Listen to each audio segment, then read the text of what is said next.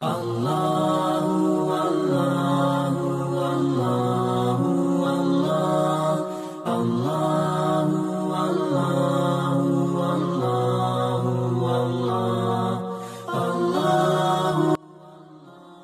ونسلم علی رسولہ الکریم اما بعد فاعوذ باللہ من الشیطان الرجیم بسم اللہ الرحمن الرحیم یا ایہا الذین آمنوا اتقوا اللہ وکونوا مع الصادقین صدق اللہ مولانا العظیم وقال النبی صلی اللہ علیہ وآلہ وصحبہ وبارک وسلم من کان للہ کان اللہ لہ او کما قال صلی اللہ علیہ وآلہ وصحبہ وسلم ان اللہ وملائکتہ یصلون علی النبی یا ایہا الذین آمنوا صلوا علیہ وسلموا تسلیما اللہم صل علی سیدنا مولانا محمد وعلی آل سیدنا مولانا محمد کما صلیت علی ابراہیم وعلی آل ابراہیم انک حمید مجید اللہم بارک علی سیدنا محمد وعلی آل سیدنا محمد کما بارکت علی ابراہیم وعلی آل ابراہیم انک حمید مجید وبارک وسلم۔ اللہ تبارک و تعالیٰ نے مخلوق کو پیدا فرمایا، اپنی عبادت کے واسطے پیدا فرمایا۔ ارشاد ہوا رب کریم کا، انسانوں اور جنات کو میں نے پیدا نہیں کیا مگر اپنی عبادت کے واسطے پیدا کیا۔ وما خلقت الجن والانس الا لیعبدون، کہ میں نے انسانوں کو اور جنات کو پیدا نہیں کیا مگر اپنی عبادت کے واسطے پیدا کیا۔ عبادت اس کی جاتی ہے جس کی پہچان ہو، جس کی معرفت ہو، اور معرفت جو ہے اس کی پہچان کا جو راستہ ہے وہی راستہ ہے جو ہمیں اہل تزکیہ، اہل احسان، جس کو ہم اور آپ صوفیہ کرام کہتے ہیں، وہ حضرات دکھاتے ہیں۔ اور ہم پہلے بھی عرض کر چکے ہیں کہ تصوف یا علم سلوک یا علم احسان جس طرح ایمان اور اسلام کا حصہ ہے، اسی طرح ایک علم احسان بھی ہے۔ اور علم احسان وہ علم ہے کہ جس کے بارے میں احادیث مبارکہ کے اندر ہمیں ترغیب ملتی ہے، قرآن کے اندر ترغیب ملتی ہے۔ ہم اس سے پہلے تصوف کی تعریفات، اس کی ضروری مشتملات پر بیان کر چکے ہیں، تو آج کے درس میں ہم یہ بیان کریں گے کہ جو بڑے بڑے مشاہیر علماء ہیں، امت کے نامور علماء ہیں، جس کے ایک عالم اتباع کرتی ہے، جس کی رائے کو اہمیت دیتی ہے، تو ان کی رائے کیا ہے تصوف کے بارے میں، صوفیاء کے بارے میں، اور ان اللہ کے نیک بندوں کے بارے میں ان کی رائے کیا ہے۔ یہ بہت اہم درس ہے۔ اس کی وجہ یہ ہے کہ کسی کے ذہن میں یہ خیال نہ آئے کہ شاید یہ صوفیاء اور تصوف والے لوگ یہ شاید کوئی الگ گروہ ہے جس کے ساتھ ہمارے علماء کا، ہمارے مشاہیر کا کوئی تعلق نہیں تھا۔ حالانکہ حقیقت یہ ہے کہ تصوف جو ہے یہ وہ شعبہ ہے جس کے ساتھ علم پر عمل کرنے میں آسانی پیدا ہو جاتی ہے اور جس کے ساتھ اخلاص کی دولت نصیب ہوتی ہے۔ سب سے پہلے میں آپ کے سامنے عرض کر چکا ہوں اللہ تبارک و تعالیٰ کے حبیب مبارک کے ارشاد، جس کے بارے میں جناب سیدنا ابو ہریرہ فرماتے رضی اللہ تعالیٰ عنہ کہ میں اللہ کے حبیب صلی اللہ علیہ وسلم مبارک سے جو ہے وہ 2 برتن علم کی وہ حاصل کی ہے۔ ایک وہ ہے جو میں نے تم پر پیش کیا ہوا ہے، جس کے بارے میں اظہار کر چکا ہوں، یعنی علمی احکام، علم ظاہر میں بیان کر چکا ہوں، اور دوسرا وہ علم ہے کہ اگر میں اس کو بیان کروں تو میرے اس بلعوم، میرے اس حلق کو جو ہے وہ گردن کو کاٹا جائے گا۔ یعنی وہ اسرار کے علوم، وہ باطن کے علوم جس کو عام لوگ آسانی سے سمجھ نہیں پاتے ہیں، اور جو اسرار ہے، جو راز کی باتیں ہے، جس کا تعلق روح سے ہے، جس کا تعلق باطن کے ساتھ ہے، اللہ کے دوستوں کے پاس، صوفیہ کرام کے پاس، اہل معرفت کے پاس وہ علم ہے۔ اور اس سے معلوم ہوا کہ اللہ کے نبی محمد مصطفیٰ صلی اللہ علیہ وسلم صرف ظاہری دین لے کر نہیں آئی، صرف مسائل، نماز کے مسائل، زکوٰۃ کے مسائل، نکاح و طلاق کے مسائل لے کر نہیں آئی، بلکہ ایک باطن کا نظام بھی لے کر آئی، ایک علم احسان بھی لے کر آئی، ایک علم تزکیہ بھی لے کر آئی۔ بہرحال وہ الگ بحث ہے احادیث مبارکہ سے ثابت کرنا۔ میں یہ عرض کرنا چاہتا ہوں کہ امت کے مشاہیر کی کیا رائے ہے۔ بہت بڑے تابعی ہے جس کا بہت بڑا نام ہے جناب حسن بصری رحمہ اللہ، اس کا قول میں پیش کر چکا ہوں کہ وہ صوفیہ کرام کی تعریف کرتے تھے، اور اس بات کی طرف اشارہ کیا کہ جو صحابہ کرام میں سے فرماتے ہیں کہ میں نے 70 کے قریب صحابہ کو دیکھا کہ جس نے صوف کا اور صوفیہ کا لباس پہنا ہوا تھا۔ مقصد کیا تھا آپ کا؟ مقصد یہی تھا نا کہ یہ صوفیہ کرام کوئی نئی قوم نہیں ہے، یہ کوئی دین کے مخالف کوئی امتیازی حیثیت سے نہیں آئے ہیں، بلکہ صحابہ کرام کے طریق والے ہیں۔ یہ وہ لوگ ہیں جو لوگوں کو دین کا اور شریعت کا اصل روپ دکھا دیتے ہیں۔ تو وہ فرماتے ہیں کہ میں نے 70 صحابہ کرام کو دیکھا جس نے صوف کا، یہی صوفیہ کا لباس پہنا ہوا تھا۔ اور آپ ارشاد فرماتے ہیں کہ ایک دفعہ میں طواف کر رہا تھا، میں نے ایک صوفی کو دیکھا جو طواف کر رہا تھا، میرے ہاتھ میں کچھ کھانے کا سامان تھا، میں نے اس کو پیش کر دیا کہ یہ کھاؤ، تو انہوں نے آگے سے جواب دیا کہ اللہ کے فضل سے میرے پاس اتنا کچھ ہے کہ میں اس کو تناول کر سکوں، آپ اس کو بے شک کسی اور فقیر کو، مسکین کو دے دیں، میرے پاس الحمدللہ کھانے پینے کے لیے سامان موجود ہے۔ تو وہ فرماتے ہیں کہ مجھے بہت حیرت ہوئی، بہت اس کی قناعت پر تعجب ہوا، اتنی مشکل حالات میں، اتنی بھوک و پیاس کے عالم میں بھی اس کا اتنا قناعت تھا۔ تو جناب حسن بصری رحمہ اللہ اس صوفی کی اس قناعت پر، اس اللہ پر توکل کی تعریف کرتے ہیں۔ تو وہ فرماتے ہیں کہ مجھے اس پر تعجب ہوا۔ کتاب اللمعہ ابو نصر توسی رحمہ اللہ انہوں نے اس واقعے کو نقل کیا ہوا ہے اور ثابت کیا ہوا ہے کہ جناب حسن بصری رحمہ اللہ صوفیہ کرام کے ساتھ محبت کرنے والے تھے، اور کیوں نہ ہو کہ وہ خود جناب سیدنا امیر المؤمنین علی بن ابی طالب رضی اللہ تعالیٰ عنہ وکرم اللہ وجہہ کے خاص شاگردوں میں، ان کی خاص فیض یافتگان میں ہے۔ اور جناب علی شیر خدا وہ تو باغ مدینۃ العلم ہے، علم کی شہر کا وہ دروازہ ہے، تو وہ مبارک بھی جو ہے وہ صوفیہ کرام کی تعریف اور توصیف جو ہے وہ فرماتے ہیں۔ اسی طرح ایک بہت بڑا محدث ہے، فقیہ ہے، بہت بڑا نام ہے علم دین کا، جس کا نام جناب سفیان ثوری رحمہ اللہ ہے، بہت بڑی ہستی ہے۔ وہ مبارک فرماتے ہیں کہ ہم یہ سمجھ رہے تھے کہ شاید تکبر کیا ہے، ریا کیا ہے، لیکن اگر مجھے ابو حشام صوفی رحمہ اللہ بہت بڑا صوفی تھا، اہل تصوف تھا، اگر مجھے وہ نہ ملتا تو فرماتے ہیں لولا ابو حشام الصوفی ما عرفنا دقیق الریا، فرماتے ہیں اگر وہ ابو حشام صوفی نہ ہوتا تو ہمیں یہ پتہ نہ چلتا کہ ریا کیا ہے، جو دقیق ریا ہے، بہت چھوٹا ریا ہے، بہت چھوٹی جو تکبر کا مادہ ہے، اس کا ہمیں پتہ نہ چلتا۔ مجھے اللہ نے ابو حشام صوفی رحمہ اللہ سے ملاقات نصیب فرمائی، جناب سفیان ثوری فرماتے ہیں، تو میں ریا کی باریکیوں کو پہچان گیا۔ اس سے یہ بھی معلوم ہوا کہ صوفی وہ ہے جو آپ کو ہر قسم کے گناہوں سے بچائے، جو باطن کی بیماری ہے، جو ریا ہے، تکبر ہے، غرور ہے، انا ہے، یعنی یہ وہ چیزیں ہے جس کی پہچان وہ ظاہراً نظر نہیں آتی کسی ڈاکٹر کے پاس، طبیب کے پاس، اس کے ڈاکٹر کون ہے، اس کے طبیب کون ہے، یہی صوفیہ کرام ہے، اہل روحانیت ہے اور اہل حال ہے۔ اسی طرح جو 4 ائمہ ہیں ہمارے مذاہب فقہ کے، امت کی معتبر ائمہ، چاروں امام ابو حنیفہ، امام مالک، امام شافعی اور امام احمد بن حنبل رحمہم اللہ، ان چاروں کے تصوف کے بارے میں کیا رائے ہے؟ اگر ہم غور سے دیکھ لیں، ان چاروں کا تصوف کے ساتھ اور صوفیہ کے ساتھ ایک خاص تعلق تھا۔ مثال کے طور پر جناب سیدنا امام ابو حنیفہ نعمان بن ثابت کوفی رحمہ اللہ، جس کے مذہب حنفی اس امت کے اندر سب سے بڑی تعداد میں ان کے پیروکار ہیں، اور اتنی بڑی ہستی ہے، ان کی تقوی، ان کا فضل، ان کا اخلاص، ان کا تقوی، اس پر جو ہے بہت بڑی بڑی کتابیں علماء کرام لکھ چکے ہیں، امت کے مورخین لکھ چکے ہیں۔ وہ مبارک ایک مقام پر فرماتے ہیں کہ اللہ نے مجھے اتنا علم دیا ہوا ہے، لیکن اگر میرے زندگی کے 2 سال نہ ہوتے، اگر میری زندگی کے 2 سال نہ ہوتے، فرماتے ہیں نعمان یعنی میں ہلاک ہو جاتا۔ فرماتے ہیں لولا السنتان لہلک النعمان، اگر 2 سال نہ ہوتے میری زندگی کی تو میں ہلاک ہو جاتا۔ اور یہ کون سے 2 سال ہے؟ آپ تاریخ اٹھائے گا، اس کا 1 سال جناب سیدنا امام جعفر صادق اور 1 سال جناب سیدنا فضیل بن عیاض کے ساتھ گزرا ہوا تھا رضی اللہ تعالیٰ عنہما، اور یہ دونوں حضرات صوفیہ کرام کے سردار ہیں، اہل تصوف والے تھے، ورنہ ظاہری علم تو انہوں نے کم و بیش ہزاروں شیوخ سے حاصل کیا ہوا تھا، لیکن جو تصوف کا علم ہے، اخلاص کا علم ہے، للہیت کا علم ہے، روحانیت کا علم ہے، فرماتے اگر میری زندگی کے وہ 2 سال نہ ہوتے تو نعمان ہلاک ہو جاتا۔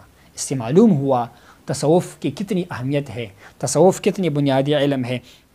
اور اسی طرح آپ کے بارے میں کتاب ہے عہد الفتوحات والاذواق، اس کے اندر یہ واقعہ نقل کیا ہوا ہے کہ آپ کی عادت ہوا کرتی تھی کہ آپ صوفیہ کرام کے ساتھ بیٹھا کرتے تھے، اور کہتے ہیں کہ کان محبا للصوفیۃ محترما لمکانتہم۔ امام ابو حنیفہ رحمہ اللہ صوفیہ کرام کے ساتھ نہایت محبت کرنے والا تھا، ان کو بہت بلند مقام سے احترام کی نظر سے دیکھنے والا تھا، اور آپ صوفیہ کرام کی باتوں کا اور ان کے جو ہے وہ فرامین کو اہمیت دیا کرتے تھے۔ یہ کون ہے؟ امام ابو حنیفہ رحمہ اللہ کی ذات گرامی ہے۔ اس کے بعد اگر ہم نام لیں امام مالک رحمہ اللہ کا، جس کو عالم مدینہ کہا جاتا ہے اور جس کی بہت شان، بہت بڑی فضیلت ہے، یہ وہ امام مالک رحمہ اللہ ہے کہ جس کے موطا امام مالک کو امت کی کتابوں میں، دین کی کتابوں میں بہت بڑی مقام و اہمیت حاصل ہے۔ امام مالک رحمہ اللہ جس کی وفات سن 179 ہجری میں ہوا ہے، وہ مبارک فرماتے ہیں، ایک جملہ ارشاد فرماتے ہیں، بدقسمتی یہ ہے لوگوں نے تصوف کو ڈول ڈماکوں، موسیقی اور نظم و ریاض سمجھا ہوا ہے، حالانکہ تصوف کیا ہے؟ تصوف وہ علم ہے جو انسان کے اندر خشیت پیدا کرتی ہے، اللہ سے ڈر پیدا کر دیتی ہے، اللہ کا محبت دل میں ڈال دیتا ہے۔ وہ فرماتے ہیں کہ جس بندے نے تصوف نام کا تصوف حاصل کیا اور علم دین حاصل نہیں کیا تو وہ گویا زندیق ہو گیا، وہ راستے سے ہٹ گیا۔ فرماتے ہیں من تصوف ولم یتفقہ فقد تزندق، جس نے تصوف کا دعوت تو کیا لیکن علم فقہ حاصل نہیں کیا تو کیا ہو جائے گا؟ وہ زندیق ہو جائے گا، وہ جہالت کی وجہ سے ہلاک ہو جائے گا۔ آگے ارشاد فرماتے ہیں ومن تفقہ ولم یتصوف فقد تفسق، جس نے علم فقہ تو حاصل کیا، ظاہر کا علم تو حاصل کیا، کتابیں تو پڑھی، بہت بڑا عالم بن گیا، لیکن علم تصوف حاصل نہیں کیا، اللہ کی خشیت کا علم حاصل نہیں کیا، اپنے قلب کے اندر جو بیماریاں ہے، نفس کے جو نقصانات ہیں اس سے آگاہ نہیں ہوا، فرماتے ہیں وہ بندہ کیا ہو گیا؟ وہ فاسق ہوا، وہ کامل نہیں ہے، وہ کمال تک نہیں پہنچا، بلکہ وہ کیا ہے؟ وہ فاسق ہے۔ اور آگے ارشاد فرماتے ہیں ومن جمع بینہما فقد تحقق، جس نے دونوں علوم کو اکٹھا کیا، علم فقہ بھی حاصل کی، علم تصوف بھی حاصل کیا، وہ کمال تک پہنچ گیا، وہ حقیقت تک پہنچ گیا۔ آپ کا یہ قول جو ہے مختلف کتابوں نے ذکر کیا ہوا ہے، جس میں شرح عین العلم ہے، مولا علی قاری رحمہ اللہ نے ذکر کیا ہوا ہے، مرقات کے اندر ہے، مقدمہ ابن رشد کے اندر ہے، مختلف کتابوں کے اندر ہے کہ آپ نے ارشاد فرمایا جو بندہ فقہ تو حاصل کرے لیکن تصوف سے محروم رہے تو وہ فاسق ہوگا، اور جو تصوف بھی حاصل کرے، علم دین فقہ بھی حاصل کرے تو پھر کیا ہوگا؟ وہ کمال تک پہنچے گا۔ اس کے علاوہ ایک بہت بڑی امام، بہت بڑی ہستی امام شافعی رحمہ اللہ، وہ مبارک بھی تصوف کے بارے میں کیا فرماتے ہیں؟ آپ کے ایک دیوان ہے اشعار کا، جس کو دیوان امام الشافعی سے پکارا جاتا ہے، یاد کیا جاتا ہے، اس کے اندر نصیحت کرتا ہے۔ وہ فرماتے ہیں کہ وہ فقیہ بنو، وہ عالم بنو جو کہ صوفی ہو، آپ صرف عالم نہ بنو اور صرف نام کا صوفی نہ بنو، بلکہ وہ عالم بنو جو صوفی ہو، وہ صوفی بنو جو کہ عالم ہو۔ تو آپ ارشاد فرماتے ہیں، اپنے شاگردوں کو تلقین فرماتے ہیں کہ وہ علم حاصل کرو جس کے ساتھ تصوف ہو، اور وہ تصوف حاصل کرو جس کے ساتھ علم ہو۔ جب یہ دونوں مل جاتی ہے تو انسان کیا ہو جاتا ہے؟ وہ کمال تک جا پہنچتا ہے۔ اور امام شافعی رحمہ اللہ کے بارے میں یہ قول ہے، کشف الخفا کے اندر جناب امام عجنی رحمہ اللہ نے ذکر کیا ہوا ہے کہ وہ مبارک فرماتے ہیں کہ اللہ نے میرے دل میں 3 چیزوں کی محبت ڈالی ہوئی ہے، میرے دل میں 3 چیزوں کی محبت ہے۔ فرماتے ہیں ترک التکلف، ایک تو یہ ہے کہ میں تکلف کو پسند نہیں کرتا، میں آسانی کو پسند کرتا ہوں، میں نرمی کو پسند کرتا ہوں، میں تکلف و تصنع کے حق میں نہیں ہوں، اللہ نے میرے دل کے اندر سادگی ڈالی ہوئی ہے۔ اور دوسرے ارشاد کیا فرمایا؟ فرماتے ہیں کہ وعشۃ الخلق بالتلطف، لوگوں کے ساتھ رہن سہن کرنا، لوگوں کے ساتھ معاملات کرنا، زندگی گزارنا مہربانی کے ساتھ، نرمی کے ساتھ، اچھے اخلاق کے ساتھ۔ حدیث مبارکہ میں ہے جس چیز کے اندر نرمی ہو اس کے اندر حسن پیدا ہو جاتا ہے، اور جس بندے کے اندر نرمی نہ ہو تو وہ بدبخت ہوگا، وہ اللہ کے کرم سے محروم ہوگا۔ نرمی جو ہے یہ حسن ہے۔ امام شافعی فرماتے ہیں کہ اللہ نے میرے دل میں مخلوق کے ساتھ نرمی کا، اچھی معاشرت کا جو ہے وہ محبت ڈالا ہوا ہے۔ اور فرماتے ہیں کہ نمبر 3 پر کیا ہے؟ والاقتداء بطریق اہل التصوف، والاقتداء بطریق اہل تصوف، کہ اللہ تبارک و تعالیٰ نے میرے دل میں یہ محبت ڈالی ہوئی ہے کہ میں اہل تصوف کے طریقے کا، راستے کا اقتداء کرو، اس کے راستے پر چلو۔ ان کا تصوف وہ ہے، صوفی وہ ہے جس کے اندر خشوع ہو، خضوع ہو، اللہ کے محبت ہو، اللہ کے دوستوں سے محبت ہو۔ یہ امام شافعی رحمہ اللہ فرماتے ہیں۔ اور آپ ہی کا ارشاد گرامی ہے، آپ ارشاد فرماتے ہیں کہ میں نے صوفیہ کرام کے صحبت اختیار کی، مجلس اختیار کی۔ یہ کون فرماتے ہیں؟ امام شافعی رحمہ اللہ فرماتے ہیں۔ وہ فرماتے ہیں کہ میں نے صحابہ کرام کی صحبت اختیار کی تو میں نے ان سے 3 باتوں کو سیکھ لیا۔ یہ بڑی اہم بات یہ ہے، کارآمد بات ہے، اللہ میں بھی عمل کی توفیق نصیب فرمائے اور سمجھنے کی بھی توفیق نصیب فرمائے۔ فرماتے ہیں کہ صحابہ کرام سے میں 3 باتیں سیکھ گیا، سمجھ گیا۔ الوقت کا سیف، وقت کا مثال تلوار کی طرح ہے، وقت کا مثال تلوار کی طرح ہے۔ فرماتے ہیں کہ اگر آپ وقت کو استعمال نہیں کرو گے تو وقت تمہیں استعمال کرے گا، تمہیں ضائع کر دے گا۔ لہٰذا وقت کو اچھی طریقے سے استعمال کرو۔ آپ کیا بنو؟ ابو الوقت بنو، وقت کا باپ بنو، چلانے والا بنو، ابن الوقت نہ بنو، وقت کا غلام نہ بنو، بلکہ خود اس طرح ہمت پیدا کرو کہ تم وقت کو چلا سکو اللہ کی عبادت کے ساتھ، طاعت کے ساتھ۔ اور فرماتے ہیں کہ میں نے صحابہ کرام سے یہ بات سیکھی کہ صحابہ کرام فرماتے ہیں کہ اپنے نفس کو حق کے ساتھ مشغول کرو، یعنی اپنے آپ کو رب کے ساتھ، رب کے ذکر کے ساتھ مشغول کرو۔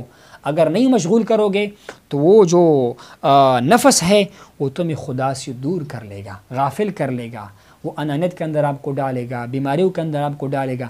تو میں نے صحابہ کرام سے یہ بات سیکھی۔ اب دیکھو نا، امام شافعی رحمہ اللہ تو بہت احادیث پڑھ چکے تھے، قرآن کے فہم اللہ نے آپ کو عطا فرمائی تھی، آپ کی کتاب الام بندہ پڑھ لیتا ہے، کتنا آپ کا علمیت ہے، لیکن آپ فرماتے ہیں کہ صوفیہ سے میں نے یہ باتیں سیکھی۔ مقصد کیا ہوا؟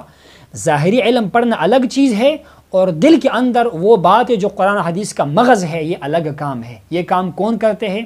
یہ صحابہ کرام کرتے ہیں۔ تو فرماتے ہیں میں نے یہ 2 باتیں سیکھی صحابہ کرام سے، اور تیسرے نمبر پر کیا بات سیکھی؟ فرماتے ہیں کہ العدم عصمہ، مال کا نہ ہونا، اسباب کا نہ ہونا، اس میں نجات ہے۔ جتنا آپ کا کنبہ چھوٹا ہوگا، آپ کا مال کم ہوگا، آپ کا دنیا کے ساتھ تعلق کم ہوگا، اتنا تم گناہوں سے محفوظ ہو گئے، اتنا تم نقصانات سے محفوظ ہو گئے۔ یہ کون فرماتے ہیں؟ امام شافعی رحمہ اللہ۔ اس سے کیا معلوم ہوا کہ امام شافعی بھی صوفیہ کے ساتھ بیٹھنے والے، صوفیہ کرام کے ساتھ محبت کرنے والے، بلکہ خود بھی صوفی تھے۔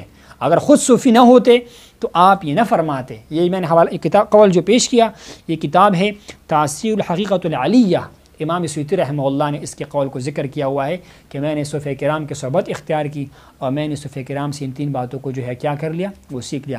تو امت کے امام ہے۔ اور ایک اور امام جس کا نام امام احمد بن حنبل رحمہ اللہ ہے، سن 241 ہجری میں آپ کی وفات ہو چکی ہے۔ وہ صحابہ کرام کے بارے میں کیا فرماتے ہیں؟ آپ کے بارے میں یہ قول ہے کہ آپ نے جو ہے اپنے بیٹے کو صحابہ کرام کے ساتھ بیٹھنے سے منع کیا ہوا تھا۔ آپ نے کہا بیٹا صوفیہ کے ساتھ نہ بیٹھو، اس میں کچھ لوگ ایسے ہوتے ہیں جس کے پاس علم نہیں ہوتی ہے، جاہل ہوتے ہیں۔ آپ نے بیٹوں کو منع کیا، لیکن کچھ عرصے بعد آپ کا ایک صوفی جس کا نام جناب ابو حمزہ بغدادی رحمہ اللہ ہے، اس کے ساتھ ملاقات ہوا، صحبت ہوا، ان سے متاثر ہوئی، ان کے پاس بیٹھے، ان کی گفتگو سنی، ان کی حال کو محسوس کیا۔ اس کے بعد امام احمد بن حنبل رحمہ اللہ اپنے بیٹے کو وصیت فرماتا ہے، نصیحت فرماتے ہیں اور فرماتے ہیں کہ یا ولدی علیک بمجالستی ہؤلاء القوم، اے میرے بیٹے صحابہ کرام کے صحبت کو اختیار کرو، فإنہم زادوا علینا بکثرت العلم، خبردار صحابہ کرام نے ہم سے زیادہ علم کو حاصل کیا ہوا ہے، اللہ کو پہچان ہم سے زیادہ صحابہ کرام کو حاصل ہے۔ نمبر 2 والمراقبہ، ان کا مراقبہ ہم سے زیادہ ہے، غور و فکر ہم سے زیادہ ہے۔ نمبر 3 والخشیہ، اور یہ صحابہ کرام ہم سے زیادہ خدا سے ڈرنے والے ہیں۔ اور نمبر 4 فرماتے ہیں کہ والزہدہ، ان کا زہد بہت زیادہ ہے، ان کا بے رغبتی دنیا سے بہت زیادہ ہے۔ اور آخر میں فرماتے ہیں وعلو الہمہ، صحابہ کرام کا جو ہمت ہے وہ عبادت کے اندر، تقوی کے اندر، قناعت کے اندر، یہ ہم سے بھی بلند و بالا ہے۔ یہ کون فرماتے ہیں؟ امام احمد بن حنبل رحمہ اللہ، وہ عظیم ہستی جو ایک دنیا اس کی تقلید کرتی ہے، اس کو مانتی ہے، اس کی شان، اس کا کمال، اس کی خدمات، تو وہ فرماتے ہیں کہ میرے بیٹے آپ کیا کرو؟ آپ صحابہ کرام کے صحبت کو اختیار کرو۔ یہ تنویر القلوب جناب شیخ امین کردی رحمہ اللہ، اس نے اس بات کو اپنی کتاب کے اندر نقل کیا ہوا ہے۔ اور امام احمد بن حنبل رحمہ اللہ ہی کا ارشاد گرامی ہے۔ آپ ارشاد فرماتے ہیں کہ لا اعلم اقواما افضل منہم، فرماتے ہیں میں کسی قوم کو صحابہ کرام سے زیادہ جو ہے وہ بہتر نہیں سمجھتا۔ سب سے بہتر قوم کون ہے؟ وہ صحابہ کرام ہے۔ کسی بندے نے کہا کہ حضرت یہ صحابہ کرام تو کیا نام ہے وہ اشعار سنتے ہیں، ان کے مجالس میں اشعار پڑھی جاتی ہے، وَيَتَوَاجَدُونَ، اس کے اوپر وجد کی کیفیت آتی ہے، وہ چیختے ہیں، چلاتے ہیں، کپڑے پاڑتے ہیں۔ حضرت نے کیا فرمایا؟ فرمایا قال دعوہم یفرحوا مع اللہ ساعہ، ان کو چھوڑو، اپنے رب کے ساتھ کچھ دیر کے لیے یہ خوش ہوتے ہیں، اللہ کے کرم اس پر نازل ہوتی ہے، یہ خوش ہوتے ہیں اللہ کے محبت کے اندر. سبحان اللہ. یہ وہ بات ہے جو کوئی اہل نظر کر سکتا ہے، ایسا عالم کر سکتا ہے جس کو باطنی حلاوت نصیب ہو. فرماتے ہیں صوفیہ کرام کے بارے میں بات نہ کرو، ان کو چھوڑو، ان کی حالت پہ، ان کی کیفیت پہ ان کو چھوڑو. پھر فرماتے ہیں کسی نے کہا کہ جناب ان کے اندر کچھ لوگ بے ہوش ہو جاتے ہیں، کیفیت آ جاتی ہے، بے ہوش ہو جاتے ہیں، کچھ لوگ مر جاتے ہیں، وفات پاتے ہیں. جناب نے کیا ارشاد فرمایا؟ فرماتے ہیں بدا لهم من اللہ ما لم يكونوا يحتسبون. اللہ کی طرف سے ان پر کن چیزوں کا اظہار ہوتا ہے جس کا وہ گمان بھی نہیں کرتے ہوتے. جب انسان اللہ کے سامنے مراقب بیٹھ جائے، اللہ کے کرم میں بیٹھ جائے، اللہ کی طرف سے ان پر ایسے انعامات کا نزول ہوتا ہے جس کا اس کو گمان بھی نہیں ہوتا. تو پھر کیا ہوتا ہے؟ اس پر اللہ تبارک و تعالیٰ کے کرم کا نزول ہوتا ہے. یہ ہے ہمارے مشاہیر کی رائے، یہ ہے امت کے بڑوں کی رائے. اور ایک بہت بڑا نام ہے، عظیم نام ہے، امام نووی رحمہ اللہ، بڑا محدث گزرا ہوا ہے. وہ فرماتے ہیں کہ تصوف کا جو بنیاد ہے وہ 5 چیزوں کے اوپر ہے، 5 چیزوں کے اوپر ہے. فرماتے ہیں پہلا کیا ہے تصوف کا اصل؟ تقوی اللہ فی السر والعلانیہ. اللہ سے ڈرنا ہے، چاہے آپ لوگوں کے درمیان ہو، چاہے آپ اکیلے ہو، ہر حال میں خدا سے ڈرنا ہے. یہ تصوف کا اصل ہے. نمبر 2 فرماتے ہیں کہ اتباع السنت فی الاقوال والافعال. ہر چیز میں اللہ کی پیار نبی محمد مصطفیٰ صلی اللہ علیہ وسلم مبارک کی اتباع کرنی، ان کی پیروی کرنی ہے. اور نمبر 3 الاعراض عن الخلق. مخلوق سے منہ موڑ لینا اور اللہ کی طرف توجہ کرنا. یہ کیا ہے؟ یہ تصوف کے اصل ثالث تیسرے اصل ہے. اور چوتھی اصل کیا ہے؟ الرضا عن اللہ فی القلیل والکثیر. آپ کے پاس کوئی چیز کم ہے، تھوڑا ہے، ہر حال میں اللہ سے راضی ہونا، رضامندی کا اظہار کرنا، رضا بالقضاء کرنا، یہ تصوف کے اصل ہے. اور آخر میں فرماتے ہیں تصوف کے 5 اصل کیا ہے؟ امام نووی رحمہ اللہ فرماتے ہیں اپنی کتاب المقاصد کے اندر، وہ کیا ہے؟ الرجوع الی اللہ فی السراء والضراء. چاہے خوشی کی حالت ہے، چاہے غم کی حالت ہے، چاہے تنگی کی حالت ہے، ہر حالت میں رب کریم کی طرف رجوع کرنا، اپنی خالق کی طرف رجوع کرنا، اس کے کرم کی طرف رجوع کرنا. یہ سب کیا ہے؟ یہ تصوف کے 5 اصول ہے. یہ امت کے اقوال، ائمہ کے اقوال ہے جو ہمیں تصوف کا درس دیتا ہے، تصوف کا محبت ہمارے دلوں میں ڈال دیتا ہے. امام سیوطی رحمہ اللہ فرماتے ہیں، وہ مبارک فرماتے ہیں کہ تصوف جو ہے یہ بہت شرافت والا علم ہے، بہت شرافت والا علم ہے. اور اس کا مدار جو ہے، بنیاد، وہ سنت کے اتباع پر ہے، بدعات کو ترک کرنے پر ہے. اور ان کا کام کیا ہے؟ ان کے اندر تسلیم ہوتی ہے، رضا ہوتی ہے اللہ کے فیصلوں پر، اور اللہ کے محبت کی طلب ہوتی ہے. امام سیوطی رحمہ اللہ ہمیں تصوف کے جو ہے وہ تعلیم دیتے. آپ کا ارشاد گرامی ہے، آپ کی کتاب ہے تائید الحقیقۃ العالیہ، اس کے اندر آپ صوفیہ کرام کی تعریف فرماتے ہیں. اور ہمارے جو دین کے جن حضرات نے امت میں فرقوں کا تذکرہ کیا ہوا ہے، مثال کے طور پر امام عبد القاہر بغدادی رحمہ اللہ، ان کی مشہور کتاب الفرق بین الفرق، یا جناب امام فخر الدین رازی رحمہ اللہ، اس کی کتاب ہے فرق المسلمین والمشرکین، اس کے اندر انہوں نے صوفیہ کرام کا ذکر کن الفاظ میں کیا ہوا ہے. میں مختصراً عرض کر دیتا ہوں. امام عبد القاہر بغدادی رحمہ اللہ فرماتے ہیں کہ اہل سنت الجماعت کے 8 فرقے ہیں، اور ان میں ایک فرقہ جو ہے وہ صوفیہ کرام ہے. فرماتے ہیں صوفیہ کرام کون ہے؟ 6واں فرقہ جو ہے اہل سنت کے اندر وہ صوفیہ کرام ہے. یہ کون ہے؟ جن کے اندر قناعت ہے، جن کے اندر عبرت ہے، جن کے اندر رضا ہے. فرماتے ہیں ان کا مذہب کیا ہے، ان کا منہج کیا ہے، ان کا طریقہ کیا ہے؟ التفویض الی اللہ تعالی. اللہ تبارک و تعالیٰ کی طرف اپنے آپ کو سپرد کرنا، اپنے آپ کو حوالے کرنا، اللہ پر توکل کرنا، قناعت کرنا. آخر میں فرماتے ہیں ذالک فضل اللہ یؤتیہ من یشاء واللہ ذو الفضل العظیم. یہ اللہ کا فضل ہے، جن کو اللہ تعالیٰ یہ فضل عطا فرما دیتا ہے، جس کو چاہے عطا فرما دیتا ہے، اور اللہ بہت بڑی فضل کا مالک ہے. یہ امام عبد القاہر بغدادی رحمہ اللہ الفرق بین الفرق، اس کے مقدمے کے اندر صوفیہ کرام کی تعریف فرماتے ہیں. امام رازی رحمہ اللہ صاحب تفسیر کبیر، بہت بڑا عالم دین، فلسفی، بہت بڑا مفسر، وہ اپنی رسالہ فرق المسلمین والمشرکین کے اندر صوفیہ کرام کا تذکرہ کرتے ہیں. بہت قابل غور کلام ہے. وہ فرماتے ہیں صوفیہ کرام کو رہے، فرماتے صوفیہ کرام قوم یشتغلون بالفکر وتجرد النفس. یہ وہ قوم ہے جو فکر کے ساتھ مشغول ہو چکی ہے. ان کا کام کیا ہے؟ فکر کرنا. وتجرد النفس من العلائق، علاقوں سے، مختلف تعلقات سے اپنے آپ کو خالی کرنا، اپنے آپ کو دور کرنا۔ اور آگے فرماتے ان کا کام کیا ہے؟ یجتہدون الا یخلو سرہم وبالہم عن ذکر اللہ تعالیٰ، ان کی کوشش ہوتی ہے ان کے ایک گھڑی، ایک لحظہ، ایک لمحہ اللہ کی یاد سے غفلت میں نہ گزرے، اللہ سے وہ غافل نہ رہے۔ آخر میں فرماتے ہیں وَهَؤُلَاءِ هُمْ خَيْرُ فِرَقِ الْآدَمِيِّينَ، یہی گروہ صوفیہ کرام کا، یہ انسانوں کے اندر سب سے بہترین گروہ ہے، سب سے بہترین جماعت۔ کون فرماتے ہیں؟